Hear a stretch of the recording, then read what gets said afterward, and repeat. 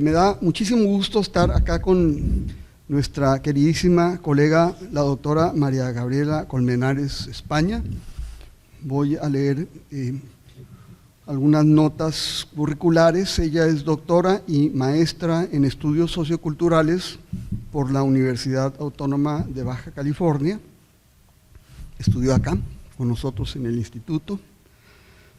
Es licenciada en Artes con mención en Cine por la Universidad Central de Venezuela y actualmente es directora del Instituto de Investigaciones de la Comunicación, doctor Antonio Pasquali, de la misma universidad, uno de los centros pioneros en América Latina sobre estudios de comunicación, y es profesora asociada con dedicación exclusiva en la Universidad Central de Venezuela, investigadora asociada de la Universidad Católica Andrés Bello, beca Ben Bradley en periodismo y fellow 2425 en el centro Harry Ransom de la Universidad de Texas en Austin, coautora del libro Diversidad en Estudios Cinematográficos, publicado por la Universidad Central de Venezuela, y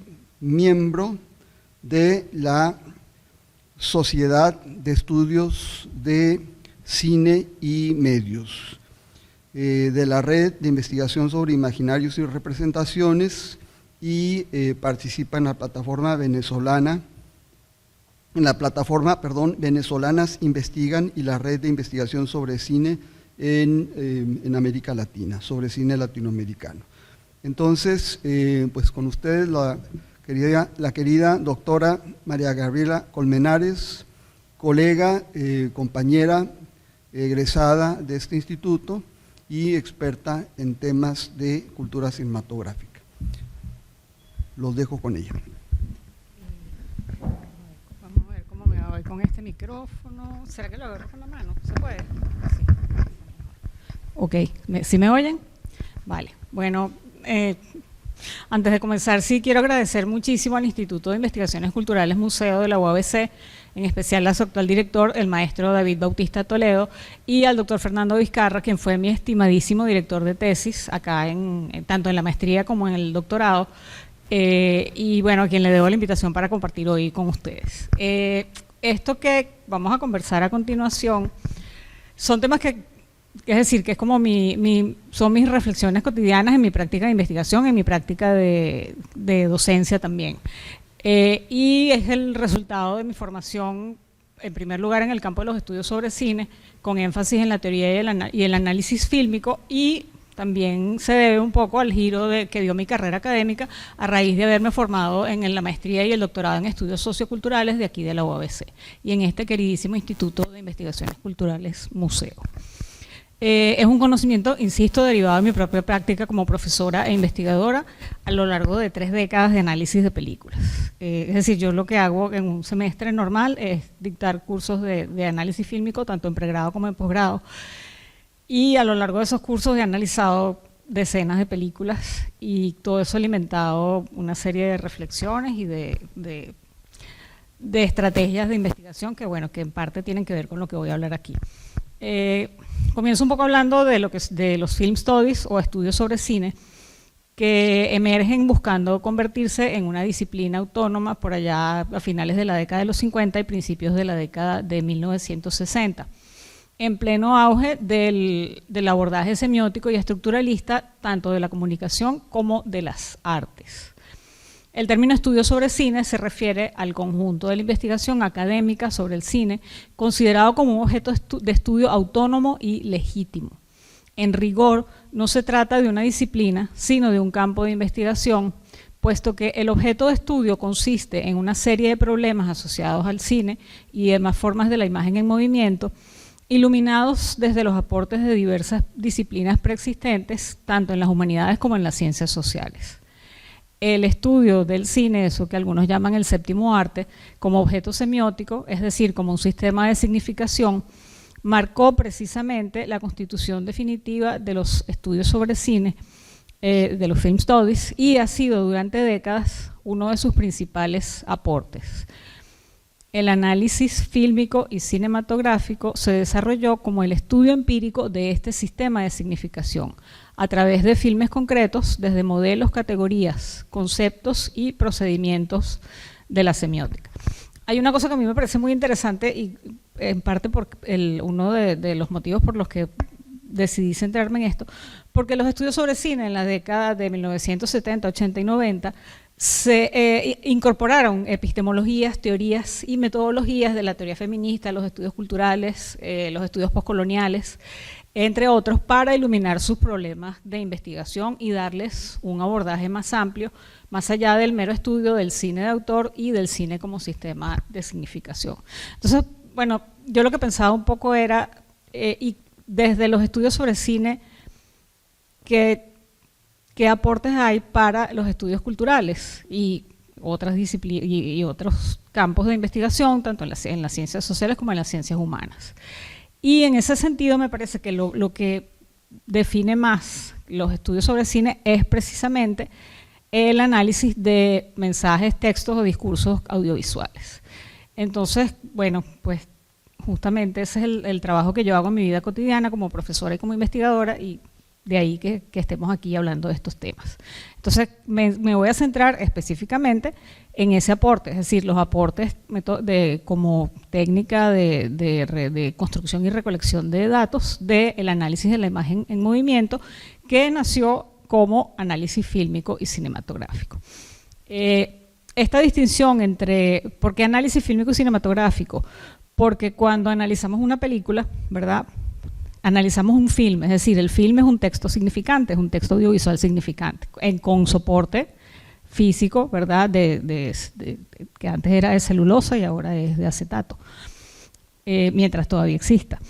Pero lo cinematográfico se refiere al conjunto de todos los elementos que interactúan en la institución del cine. Entonces, el análisis siempre, aunque analizamos películas concretas, ¿verdad?, es decir, filmes, textos significantes, siempre tenemos en cuenta ese universo más amplio que es el universo de la actividad cinematográfica. Entonces, bueno, yo aquí me hago una pregunta y también se la pueden hacer ustedes, porque yo hablo de análisis de la imagen en movimiento y no de análisis del cine. Bueno, voy a explicar un poco eso. Ese concepto de imagen en movimiento yo lo recojo de Noel Carroll, que es un filósofo del cine estadounidense que tiene varios libros súper interesantes, porque él plantea una manera de hacer filosofía, de hacer teoría del cine desde la filosofía, es decir, partiendo de razonamientos y la lógica filosófica y no propiamente desde conceptos, categorías, toda esa autoridad que viene de la gran teoría del cine, de la semiótica. Entonces, esas reflexiones de él son muy útiles para replantearnos un poco ciertos conceptos y ciertos marcos que empleamos en los estudios sobre cine. Entonces, bueno, de acuerdo con Carroll y la manera como yo lo interpreto, la especificidad de los mensajes, textos o discursos audiovisuales no reside en el medio tecnológico mediante el cual accedemos a ellos, que puede ser el cine, la televisión, el video analógico o el video digital, visto desde una gran pantalla en una sala cinematográfica o en la pequeña pantalla de un teléfono inteligente. Es decir, eso no es lo que define, ¿verdad?, eso que llamamos la imagen en movimiento. ¿Dónde reside esa especificidad? A mi modo de ver y tomando ciertas cosas de Carroll, en primer lugar, bueno, obviamente de la cualidad dinámica de ese significante bidimensional, que lo distingue de la imagen fotográfica fija, eso por un lado. Por otro lado, el sistema de significación sobre el que se sustenta, es decir, su lenguaje, que articula 5 materias de la expresión, que son primeramente la imagen en movimiento, los ruidos, la música, el habla y los grafismos, es decir, todos aquellos elementos gráficos, como las escrituras, por ejemplo, también.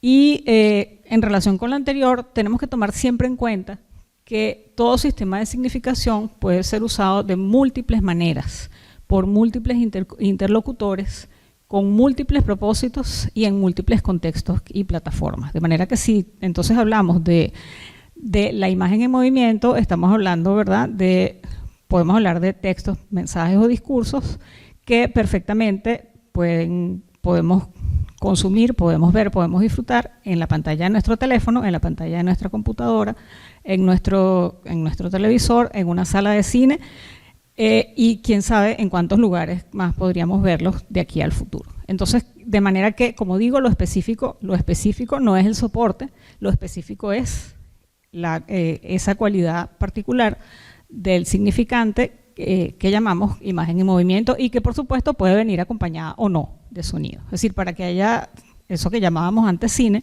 tiene que haber imagen en movimiento, no necesariamente tiene que haber sonido, ni ruidos, ni música, pero sí tiene que haber forzosamente imagen en movimiento.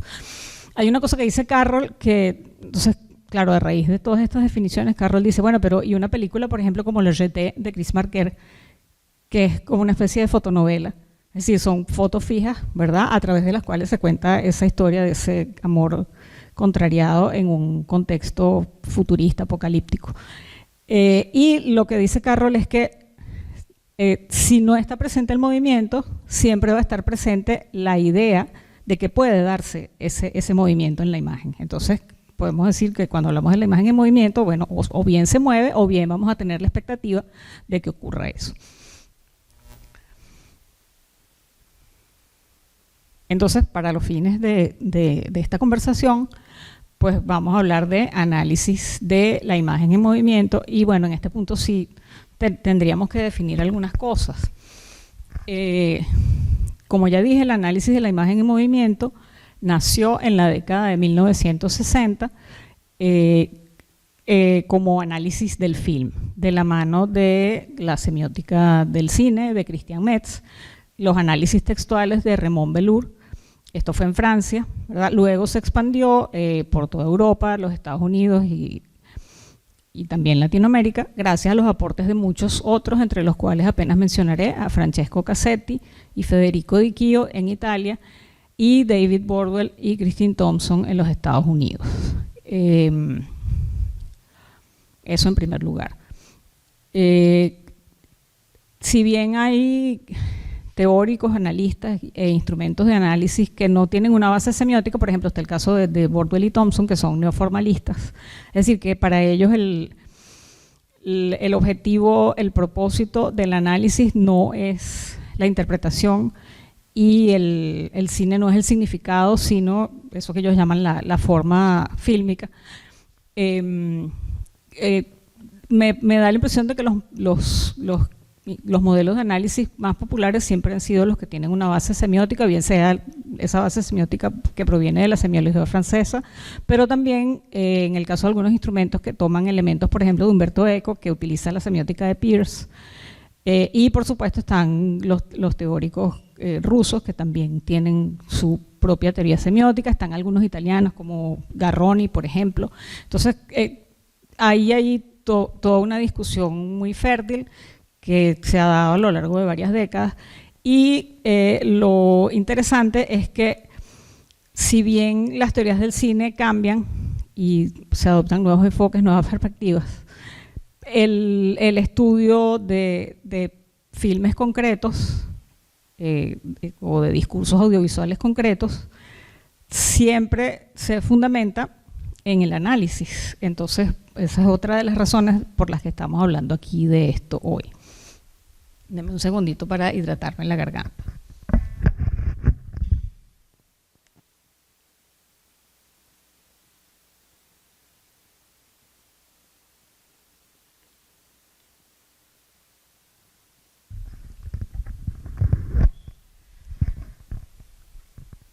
Ok, entonces, bueno, ¿qué son los estudios sobre cine?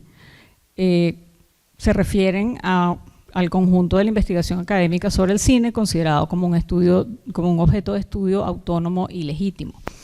No se trata de una disciplina, sino de un campo de investigación, puesto que su objeto de estudio son una serie de problemas asociados a este medio de expresión y significación, y demás formas de la imagen en movimiento, iluminadas desde los aportes de diversas disciplinas preexistentes de las humanidades y de las ciencias sociales. El estudio del cine como objeto semiótico, es decir, como sistema de significación, marcó precisamente la constitución definitiva de los estudios sobre cine y ha sido durante décadas uno de sus principales aportes.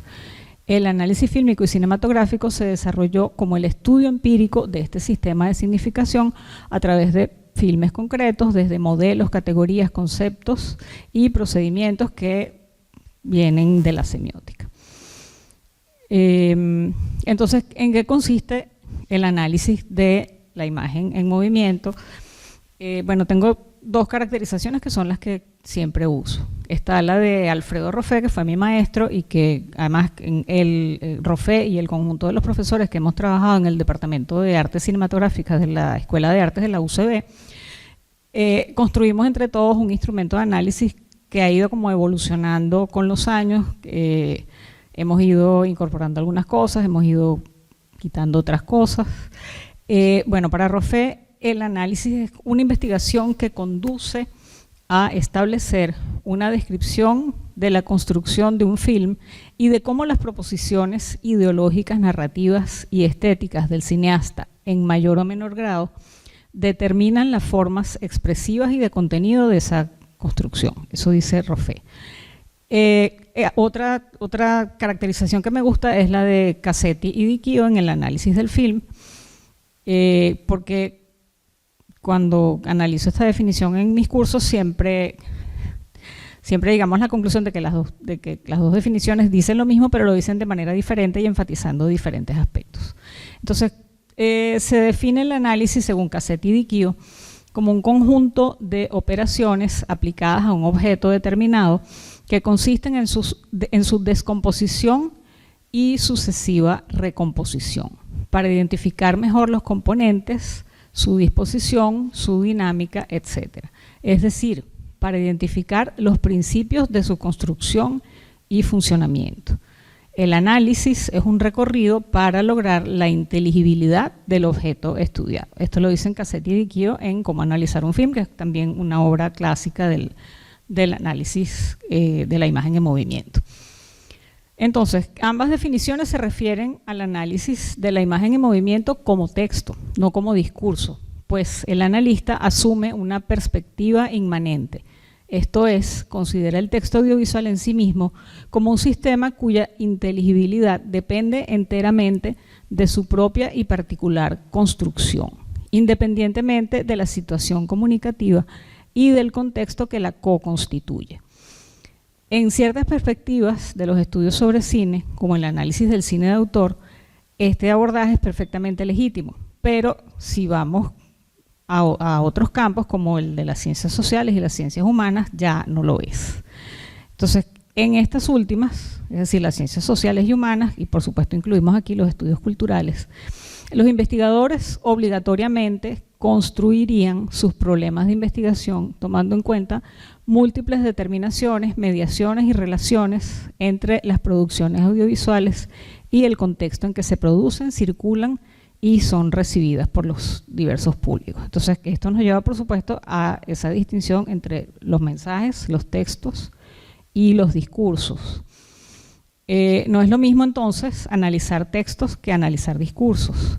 Esta diferenciación, que forma parte de nuestro proceso, del proceso mediante el cual construimos nuestros objetos de estudio, es inseparable de nuestros marcos teóricos y nuestros marcos metodológicos. He hablado de mensajes, textos y discursos y bueno, llega el momento en que tengo que definirlos. El concepto de mensaje, por supuesto, es más propio de los estudios de la comunicación. Cito aquí a Pasquali, a quien siempre conviene recordar. Un mensaje es cualquier unidad o conjunto significante, un solo signo, puede constituir un mensaje, enunciado en códigos naturales y o artificiales, y expresamente elaborado para su emisión o comunicación a un destinatario. Elaborar mensajes significa, pues, expresar para otro. Eso dice Pasquali en Comprender la comunicación en 1978. La noción de texto pone más el énfasis en la construcción semiótica de los mensajes, independientemente de los procesos comunicativos en que se producen, circulan y son recibidos. Según Humberto Eco, en su Tratado de Semiótica General, en toda comunicación, con la excepción de rarísimos mensajes que son perfectamente unívocos, los mensajes que transmitimos son textos. Un texto sería el resultado de la coexistencia de varios códigos o por lo menos de varios subcódigos. Los textos son entonces polisémicos y pluricódicos y su análisis justamente se basa en explicar el funcionamiento interno.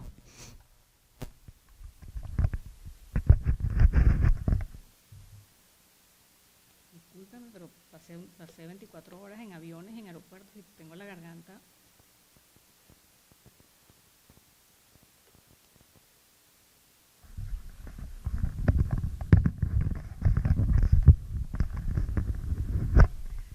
Entonces, ya definimos mensajes y textos, ¿verdad? Nos faltaría hablar de los discursos. Desde el análisis del discurso, Calzamiglia y Toussaint, partiendo de Fairclough y Wodak, definen el discurso como una práctica social compleja y heterogénea, que consiste en construir textos dirigidos a unos fines en relación con un contexto que puede ser semiótico, local, cognitivo o sociocultural.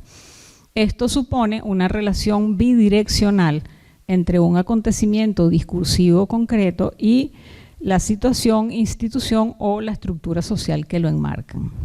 Este discurso es socialmente constitutivo y está socialmente constituido, puesto que ayuda a mantener y a reproducir el statu quo social, tanto como contribuye a transformarlo. La heterogeneidad del discurso se manifiesta en sus diversos modos de organización, sus niveles de construcción y por los principios textuales y socioculturales que operan en diferentes situaciones comunicativas. Entonces, como es habitual, aquello que analizamos siempre se define por la perspectiva desde lo cual lo estamos analizando, de manera que tenemos un objeto allí que puede ser un mensaje, puede ser un texto, puede ser un discurso, pero es nuestra perspectiva la que construye ese mensaje, ese texto y ese discurso como objetos de estudio. Ok. De acuerdo con esto, a los estudios culturales le interesarían los mensajes basados en la imagen en movimiento como discursos y no como textos. Los textos, el análisis textual es más propio de una práctica reflexiva crítica, por ejemplo, de un discurso basado en la valoración estética de las obras audiovisuales. Sin embargo, yo tengo que introducir aquí una pequeña pieza de propaganda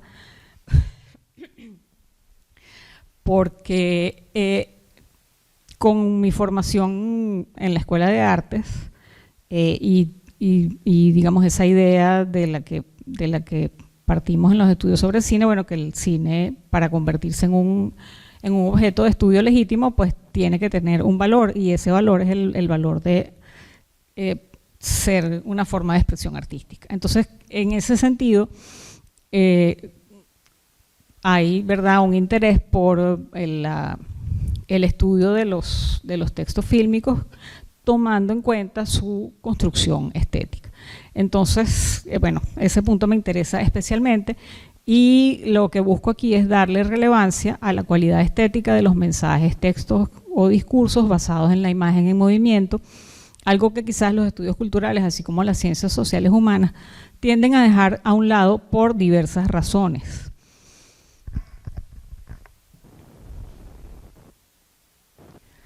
Los mensajes, textos o discursos audiovisuales circulan masivamente y co-construyen representaciones, imaginarios, mentalidades e ideologías. Pueden o no ser construidos por sus creadores con intenciones y criterios artísticos, pero su materialidad y su sensorialidad los hacen siempre susceptibles de un abordaje estético. En este punto hay que aclarar que la estética no necesariamente consiste en un conjunto de especulaciones históricas sobre el arte y la belleza, sino en una indagación abierta sobre problemas fundamentales del arte y la reflexión sobre el arte en un contexto concreto. Entonces, cuando estamos ante mensajes, textos o discursos artísticos o en cuya construcción hayan sido determinantes las cualidades materiales y sensoriales de los significantes, caso por ejemplo el caso del cine experimental, podemos reconocer en ellos dos tipos de información. En primer lugar, la información semántica, que es lógica, estructurada, enunciada y traducible a diferentes sistemas de significación. La información semántica también es conmutable de un medio a otro porque se expresa mediante códigos expresivos correlacionados con el plano semántico, es decir, con el plano del contenido. En segundo lugar, tendríamos un tipo de información diferente que vamos a denominar información estética. Esta información estética es traducible es intraducible e influye en los estados de ánimo del espectador al impresionar sus sentidos. La información estética es específica del sistema de significación y el medio que la transmiten. Proviene de estímulos del mensaje organizados mediante códigos expresivos que detonan procesos y estados afectivos en el receptor u operan como reforzadores y motivadores de los procesos semánticos.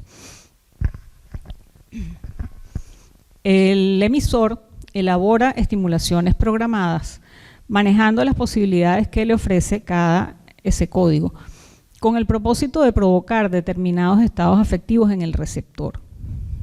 Estados afectivos que, de alguna manera, tiñen, modifican, adjetivan y califican la información semántica cuando ésta es proporcionada por el mismo mensaje.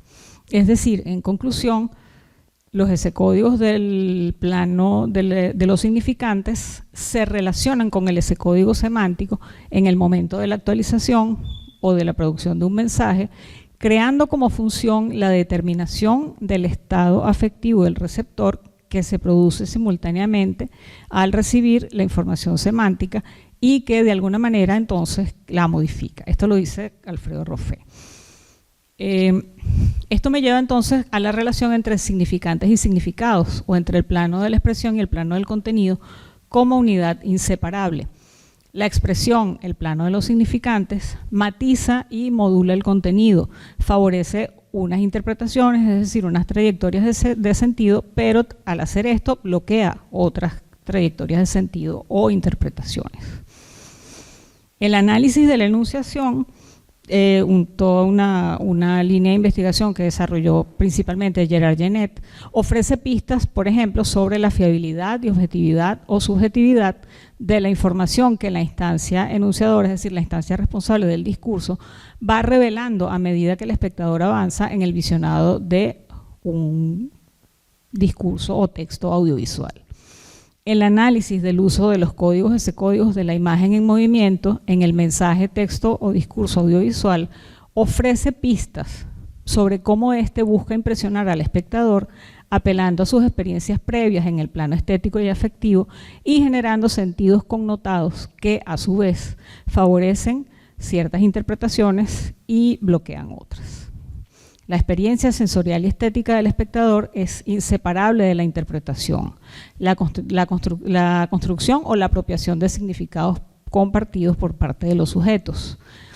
Espero convencerlos con esto de la importancia de tomar en cuenta los aspectos estéticos de la imagen en movimiento en sus investigaciones inscritas en los estudios culturales. Pasamos entonces a otro punto. Recuerden que esto es como una colección de reflexiones y temas que forman parte de mi práctica como investigadora y docente, y nunca las he desarrollado propiamente, sino que siempre están allí y siempre son objetos de reflexión. Entonces, la imagen de movimiento como una técnica para la construcción de datos cualitativos. Las ciencias sociales pueden emplear el análisis de la imagen en movimiento como técnica cualitativa para la construcción de datos en la investigación. Siempre tomando en cuenta que la construcción expresiva de los discursos audiovisuales es inseparable de su contenido y, por lo tanto, que el análisis de contenido resulta insuficiente, pues los significados se sustentan precisamente en una construcción significante en la cual la información estética matiza, califica o modifica el plano del contenido. Aquí se nos presentan entonces diversas opciones, pues recibimos, interactuamos con los discursos audiovisuales en diversos contextos socioculturales y situaciones comunicativas. Desde los estudios sobre cine hay varios modelos que enfatizan estos contextos y estas situaciones. Uno de los que me parece más productivos es el modelo del francés Roger Audin, que estudió desde un modelo que él denominó como semiopragmático los usos de la imagen en movimiento para construir discursos de acuerdo con un marco institucional. El enfoque de Audin dio lugar a todo un programa de investigación a partir de la década de 1980 y ese programa de investigación se refiere básicamente al estudio de los textos y discursos con base en la imagen en movimiento que se usan en instituciones ajenas al cine como entretenimiento, el cine comercial. Entonces, Audin postula que la producción y lectura de la imagen en movimiento dependen casi por completo de restricciones culturales, pues los discursos audiovisuales no producen sentido en sí mismos, sino que favorecen la producción de ciertos significados y bloquean la de otros.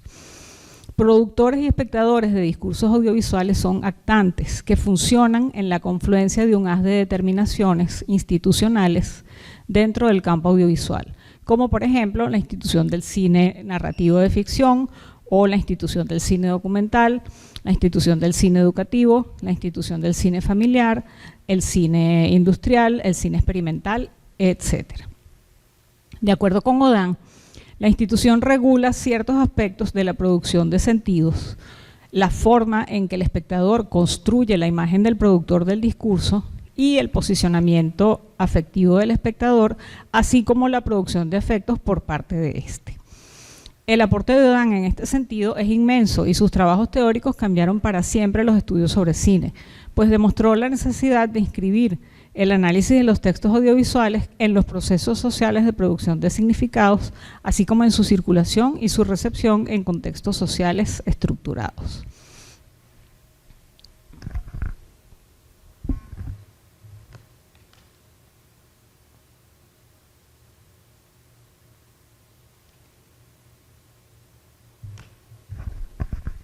Entonces, partiendo de los trabajos de Audin, emergieron nuevos abordajes y objetos de estudio como los procesos de producción de sentido enmarcados en dispositivos e instituciones que firman marcos para la comunicación audiovisual y la investigación sobre la producción audiovisual no ficcional en todas sus modalidades de producción y difusión fuera de la industria del entretenimiento. Por ejemplo, el cine o video oficial, la publicidad audiovisual, el cine o video propagandístico, el cine y video familiar. Distinguiremos entonces dos grandes conjuntos en la totalidad de los mensajes basados en la imagen en movimiento. El primero sería los discursos audiovisuales o los textos audiovisuales empleados para el entretenimiento masivo y el goce estético. Aquí el productor invierte para obtener una ganancia, en el caso del cine comercial, basado por ejemplo en el modelo de Hollywood, o también para obtener reconocimiento artístico y cultural, que sería el caso del cine de arte y ensayo, eso que normalmente conocemos como cine de autor. Este cine va destinado a salas cinematográficas, ¿verdad?, alimentadas por distribuidoras vinculadas a diversos centros de producción como Hollywood, Mumbai, China y Europa, televisión de señal abierta o por suscripción, pay-per-view, video on demand, circulación en video digital de diversos formatos, servicios de streaming, diversas plataformas digitales, etc.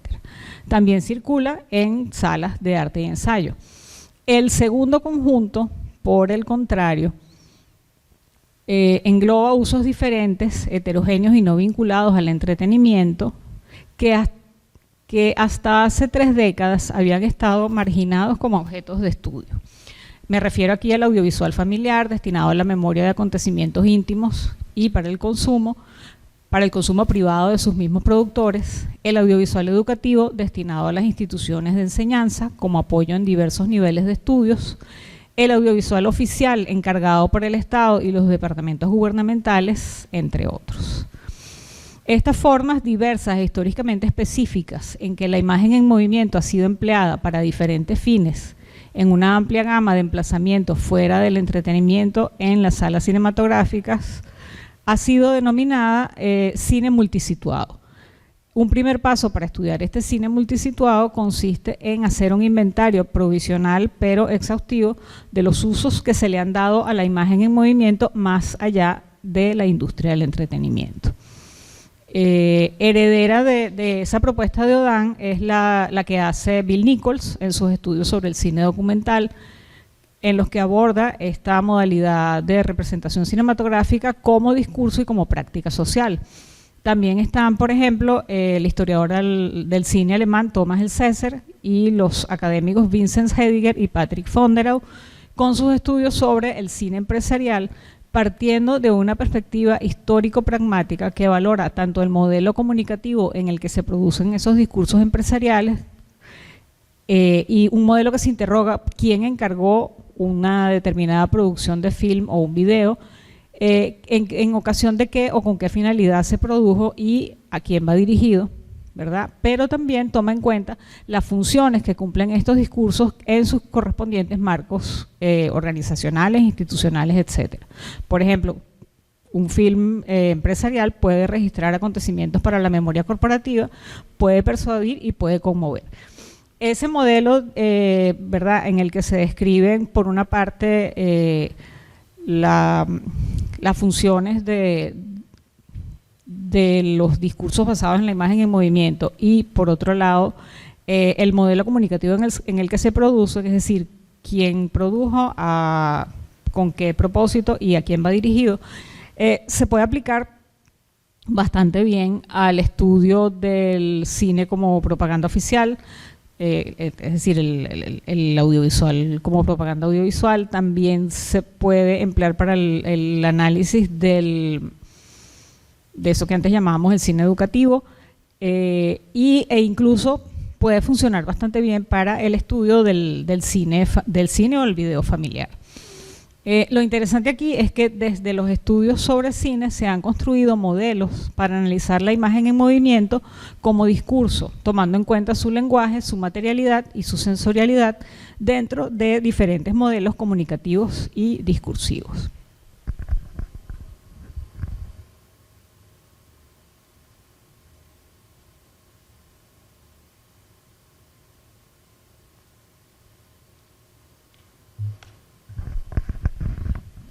Pero del texto venimos y al texto volvemos. Estos modelos que mencioné se fundamentan siempre en el análisis de textos, pues discursos y textos son mutuamente constitutivos. Para analizar los discursos, forzosamente, tenemos que trabajar con los textos. Entonces, pasamos aquí a ya casi al final de esta conversación, en la que hablaré de algunos instrumentos de análisis textual de la imagen en movimiento. Estos instrumentos son lo que yo denomino como la carpintería o el cajón de herramientas de quienes estudiamos los discursos audiovisuales. Se enseñan ampliamente en las facultades y escuelas de cine que enfatizan la investigación, forman parte de nuestros apartados metodológicos y sus autores son referencias indispensables en cualquier estudio sobre la imagen en movimiento. Los mencionaré de pasada solamente, no los voy a explicar porque son trabajos extremadamente populares que muchos de los que estamos aquí hemos utilizado en algún momento u otro. Está, por supuesto, el análisis textual francés con Raymond Bellour, François Jost, André Gaudreau y el famoso cuarteto de investigadores Jacques Aumont, Marc Vernet y los otros dos amigos que no recuerdo ahora cómo se llaman. Después tenemos el análisis textual de Cassetti y Diquio, tanto para el caso del cine como para el caso de la televisión, que no se emparenta tanto con la semiótica francesa del cine, derivada de los estudios de Metz, pero también y principalmente de los estudios semiológicos de Barthes, sino que se emparenta más bien con la perspectiva de la semiótica greimassiana. Y en tercer lugar, nombraré el análisis sistémico que proponen Alfredo Roffé y el Departamento de Artes Cinematográficas de la Escuela de Artes de la Universidad Central de Venezuela, con aportes de algunos de los autores que he mencionado, pero digamos sustentado siempre en la teoría semiótica de Humberto Eco y la narratología modal de Gerard Genette. En todos los casos, se trata de abordajes inductivos que permiten analizar textos audiovisuales concretos, películas de ficción, seriados, etc., sin la pretensión de que los resultados del análisis sean generalizables para poder construir un conocimiento ideográfico, esto es, un conocimiento referido a los casos concretos analizados. Por lo tanto, son coherentes con una investigación cualitativa. Lo que comparten casi todos estos instrumentos es su formulación desde y su aplicación casi exclusiva al estudio de textos audiovisuales, narrativos y ficcionales. En varios trabajos he destacado la necesidad de corregir, ampliar y matizar estos instrumentos o de formular nuevos instrumentos que permitan dar cuenta de la construcción textual en otros modos de representación audiovisual, como los que mencioné anteriormente, es decir, el cine familiar, el cine empresarial, el cine educativo, por supuesto el cine documental, etc. Es una tarea que involucra de un lado el rigor académico y de otro lado la creatividad metodológica. En mi caso particular, en mis investigaciones sobre el cine empresarial de la industria de Venezuela, de la industria petrolera en Venezuela desde 1947 hasta 1971, combiné las propuestas de Odan con las del César, Hediger y Fonderau. Es decir, son propuestas de análisis que, partiendo del texto, ¿verdad?, construyen un análisis basado en la noción de discurso. Y creo que ya este sí es el punto final, sí, creo que esto ya es lo último. Hay un tema sobre el cual no pensamos demasiado, pero es importantísimo y hay que hablar de él, que es los materiales audiovisuales que vamos a analizar y que van a constituir el corpus de análisis de nuestras investigaciones cualitativas. Aquí lo que hago es como formular una serie de preguntas que, dependiendo de cuál sea la respuesta que les demos, bueno, ahí vamos a tener varias alternativas. Entonces, comienzo con esta larga lista de preguntas. Por ejemplo, analizaremos textos audiovisuales de ficción o de no ficción.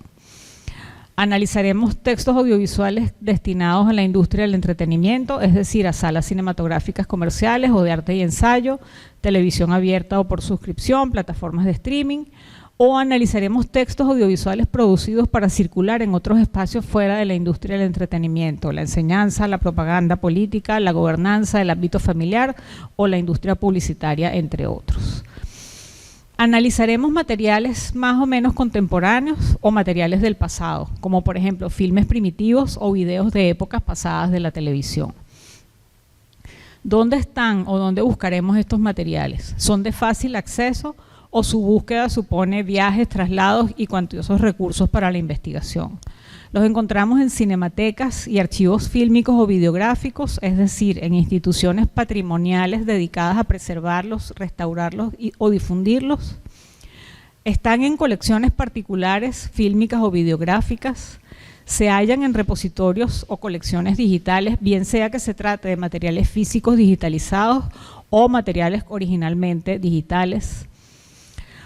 En relación con el soporte y su materialidad, se trata de materiales en soporte fílmico o en video analógico, quizás en cualquiera de los formatos conocidos como Betamax, VHS, Umatic, etc. Se trata de un video digital en soporte físico como el DVD o video digital de las plataformas de internet de pago o gratuitas. Los materiales están en buen estado o tienen un grado variable de deterioro. Las copias con las que trabajaremos están completas o les faltan fragmentos. Son originales, entre comillas, porque ese concepto del original, bueno, también eso plantea una serie de problemas que no caben en esta conversación. Entonces, son originales o han sido restaurados o remasterizados. ¿Los materiales pertenecen al dominio público o están sujetos a derechos? Si están sujetos a derechos, ¿quién los tiene y cómo hacer para obtenerlos? Después tenemos todo el tema de los datos de identificación de nuestros materiales. Esos datos de identificación están completos. Esto incluye, por supuesto, la fecha de producción y los créditos de quienes trabajaron allí, las características técnicas y tecnológicas, el soporte, etc. Si faltan datos de identificación, ¿cuáles son? porque faltan, se perdieron, son recuperables mediante la investigación, los podemos reconstruir a partir del análisis del propio texto o discurso audiovisual, y podemos seguirnos haciendo muchas preguntas por el estilo. Ahora, las respuestas a estas preguntas en cada caso particular van a tener consecuencias para nuestras investigaciones desde la fase de construcción de nuestro objeto de estudio, porque no es lo mismo analizar un film o un video familiar de autor y sujetos desconocidos que analizarlo estando debidamente identificado y catalogado. No es lo mismo analizar una película de los primeros tiempos del cine que un film clásico hollywoodense, o un documental militante latinoamericano de la década de 1960. No es lo mismo analizar un film o un video en excelente estado de preservación que uno deteriorado o incompleto. Cada uno de estos casos supondrá que, como investigadores, desarrollemos, en primer lugar, estrategias que nos permitirán superar las limitaciones de los materiales con los que trabajamos, agregaría o no, porque a veces no podemos resolver esas dificultades. Uno siempre trata de hacerlo, pero no siempre se logra. Y, en segundo lugar, una actitud autorreflexiva sobre nuestros propios procedimientos de trabajo y nuestra actitud hacia la muestra de materiales que analizaremos. Ya para finalizar, me gustaría compartir con ustedes dos experiencias distintas de investigación. La investigación en mi tesis de maestría, en la que no problematicé para nada todo lo relacionado con estas preguntas que acabo de leer en voz alta, relacionadas con los textos y discursos audiovisuales que analicé. Y la otra experiencia es la experiencia de mi tesis doctoral, en la que mis propias pesquisas iniciales me hicieron cuestionarme todo el tema de los materiales con los que pensaba trabajar y analizar, y me llevó a plantearme toda la problemática del archivo como lugar donde se construyen relaciones de poder y saber, pero también como un recurso para la investigación. Entonces, bueno, no sé, yo me formé estudiando textos o discursos audiovisuales, y es lo que he hecho toda mi vida, y desde el punto de vista de la investigación en los estudios culturales creo que son unas fuentes valiosísimas para construir nuestros datos. Y bueno, sí, me gustaría que todo lo que he hablado aquí en el transcurso de estos 50, 55 minutos, que sirva para algo, para que ustedes se planteen preguntas o para que cuestionen sus propios métodos, o por el contrario, para que reafirmen sus propios métodos, en fin. Esa sería la idea. No sé si tienen alguna pregunta, en fin.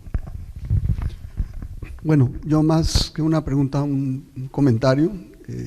María Gabriela, hiciste una síntesis impresionante de enfoques y tradiciones en los estudios cinematográficos. Te echaste como 100 años, ¿no?, de reflexión ahí. Y bueno, yo quisiera nada más apuntar algunas cosas que alimentan este debate entre Film Studies y los estudios culturales. Por una parte, me sorprende lo reciente que son los estudios académicos del cine. O sea, llegan 70 años después, prácticamente, después del nacimiento del cine. Tú lo mencionaste, creo que fue Christian Metz o Roland Barthes en los 60, 70, cuando, un poquito antes, en los 60. Y algunos autores de Birmingham, ¿no?, Thompson, ¿no?, que hace los primeros análisis académicos. Entonces, esa es una vertiente que es fundamental para los estudios culturales. Y como los estudios culturales tienen un pie, digamos, el pie más grande en las ciencias sociales, diría yo, entonces este tipo de análisis exige que para analizar académicamente el fenómeno cinematográfico tienes que implementar por lo menos tres digamos, vertientes. Una es el estudio de los contextos, que es fundamental, ¿no? O sea, los escenarios sociales en los cuales surge el fenómeno cinematográfico. Tienes que implementar categorías de análisis, ¿no? Teorías y conceptos, y tienes que implementar un modelo de observación, ¿no? Una herramienta que te permite hacer observables los fenómenos que te interesa interpretar. Bueno, esos tres ingredientes hacen que los estudios académicos del cine, independientemente si vienen de la sociología, de la semiótica y de otras tradiciones, tengan por lo menos que tener con distintos pesos uno de esos tres ingredientes.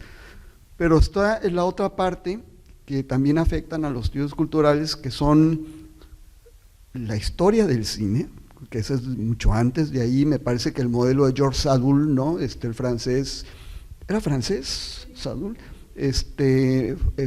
Fue el que marcó un tipo de hacer historia del cine, y que en México Aurelio de los Reyes y el Tapatío, el de ¿mande? Ahorita me voy a acordar del historiador de cine de Guadalajara, el más importante en México, que tiene tomos y tomos de historia del cine, que García Riera, por supuesto, ¿no? Entonces, bueno, ese es un tipo, ¿no?, de hacer historia. Yo diría historiografía del cine. Es un canon, ¿no? Porque ahí lo que se estudia es el cine como dato histórico, ¿no? No solo en términos de la filmografía, que es el punto de partida, sino también la proyección, la exhibición, los públicos, los cines, etcétera, etcétera, ¿no? Luego está, yo diría, la crítica cinematográfica vinculada con el periodismo, que esa es la otra vertiente vigorosísima del mundo hispanoamericano, desde Alfonso Reyes hasta Martín Luis Guzmán, hasta José Revueltas, Efraín Huerta, Carlos Fuentes, Monsiváis. Esa es toda una vertiente, incluso pues, el más productivo, que es Ayala Blanco, ¿no? Me parece que esa es otra vertiente, ¿no? La crítica cinematográfica, el cine literalmente como un texto autónomo, ¿no?, en donde se dialoga con el contenido fílmico en sí, ¿no?, con el hecho meramente peliculesco, ¿no? Entonces, por lo menos aquí hay tres vertientes. Yo no sé, aquí está con nosotros Alba Sánchez, que está haciendo su tesis en Ciencias Sociales y Humanidades. Yo no sé cómo le estén exigiendo hacer una tesis y cuáles son esos contrapesos. Yo estudié un doctorado en Sociología y me exigían un modelo de análisis. O sea, ahí no hay que ponerse aquí como Monsiváis, ¿no? Entonces hay que aplicar un modelo de observación, y en el modelo predominante en el que yo estudié era la semiótica social, ¿no? Ahí hay que estudiar la dimensión estructural, digamos, del texto, no solo en términos greimasianos, sino de semiótica social, ¿no? Y me parece que los estudios culturales permiten un terreno de negociación más amplio. Yo no sé en qué programas se pueda echar a andar esto, pero yo creo que acá le damos la bienvenida a la historia y a la crítica cinematográfica más periodística, ¿no?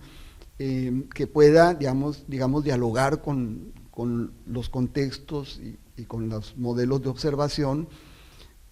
Pero no hay, digamos, en los estudios culturales contemporáneos, creo yo, un pleito, digamos, ¿no? Por lo menos no lo alcanzo a percibir, sobre cuáles son los pesos que deben de tener dentro de nuestro campo de estudios la historia, la crítica o la academia, ¿no?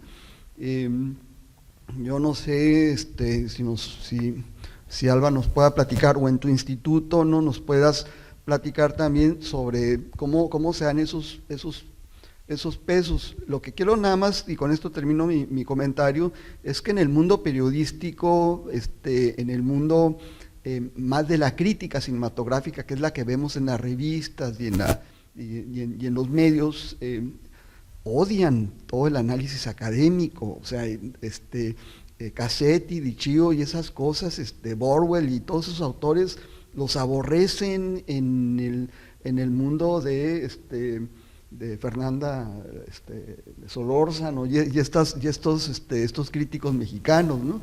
Eso es evidente, o sea, ahí en ese mundo del periodismo la academia no cuenta para valorar una película, ¿no? Y en ciertos ámbitos de la academia, sobre todo la más dura, ¿no? La crítica literaria al estilo de lo que hacía, qué sé yo, Efraín Huerta, es muy mal vista tampoco, ¿no? Entonces, ¿cómo que analizas la película sin un modelo de observación, ¿no? Entonces, eso no es hacer ciencias sociales, ¿no? No sé cómo lo vivas tú en tu programa. Pues brevemente para que Gabriela nos comente cómo lo ven allá en su universidad. En mi caso sí hay una demanda porque exista un sustento teórico social.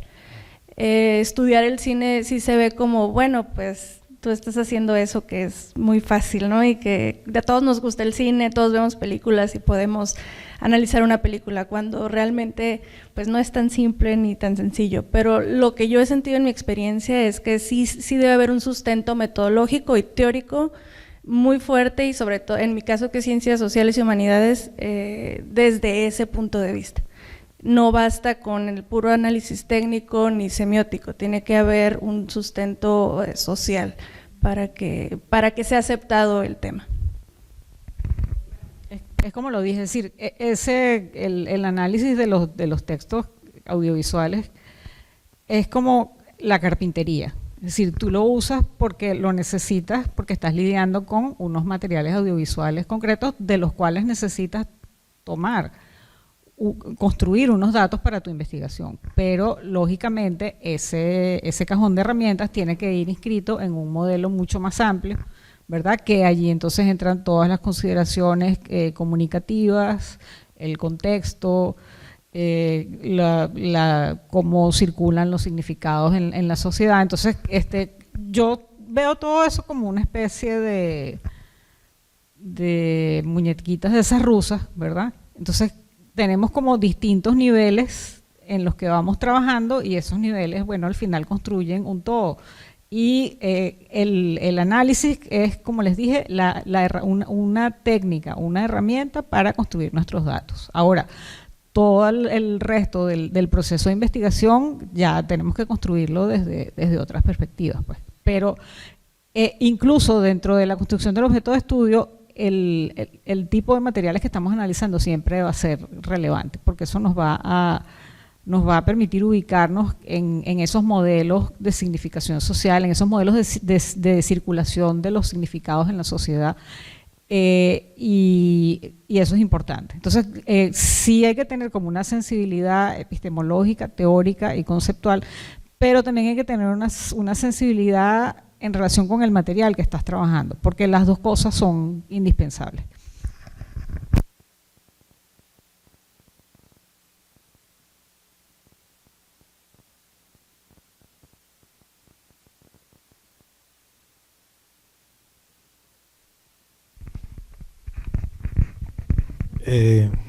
Buenas tardes.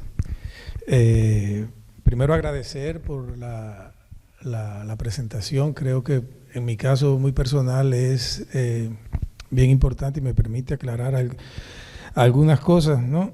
Lo que sí quisiera socializar con usted, o sea, frecuentemente creo que los estudios sobre cine adolecen de integrar tanto los elementos de la forma como los elementos del contenido. Desde una perspectiva marxista, eso sería lo que la ley filosófica de la unidad entre el contenido y la forma, que vendría a ser lo de la relación significante-significado desde una perspectiva más semiótica. Ahora, mi pregunta tendría que ver un poco sobre esto, sobre su valoración, si esta percepción que yo tengo es común, por ejemplo, en los estudios que se hacen en la Universidad Central de Venezuela en relación al cine o con respecto a otras, o a la televisión, por ejemplo, a cualquier medio audiovisual. Sí, porque, o sea, bueno, es más, recuerdo mucho las reflexiones de Alfredo Roffé sobre la estética de Lukács, por ejemplo, que justamente desarrolla todo ese tema de la unidad, forma, contenido, en fin. Entonces, sí hay ahí como una relación, porque siempre hemos tenido unos maestros que se formaron con el estudio de los clásicos de la estética, en este caso sería, bueno, Lukács, que es como un clásico de la estética marxista. Pero lo interesante es que esa posición tiene su correlato en la teoría semiótica.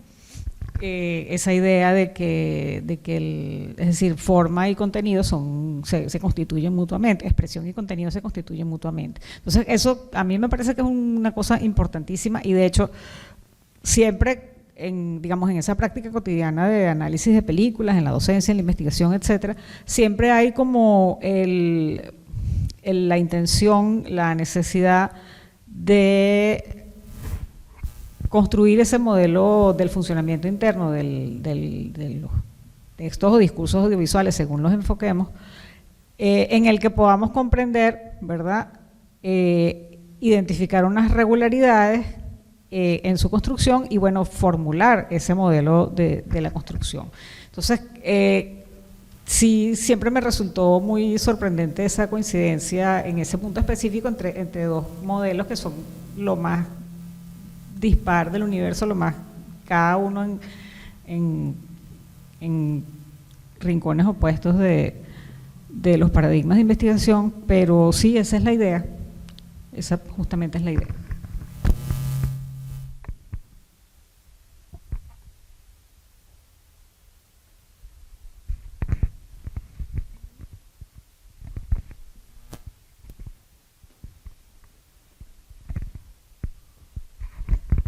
Si no hay alguna otra pregunta o comentario, muchísimas gracias por tu presentación y esa enorme capacidad de síntesis.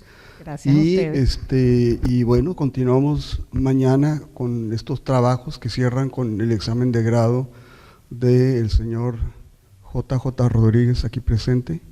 A las 11 de la mañana están invitados al examen de grado. Muchas gracias a todos.